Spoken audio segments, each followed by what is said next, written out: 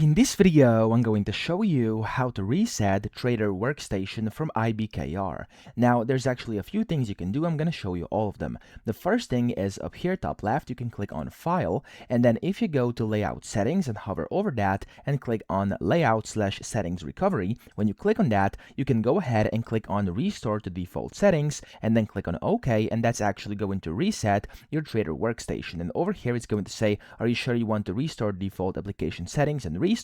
And if you click on OK, it's going to restart everything and reset your Trader Workstation. However, if you just want to, for example, reconnect the markets, you could go ahead and click on Data up top right, and from here click on Reconnect All Farms.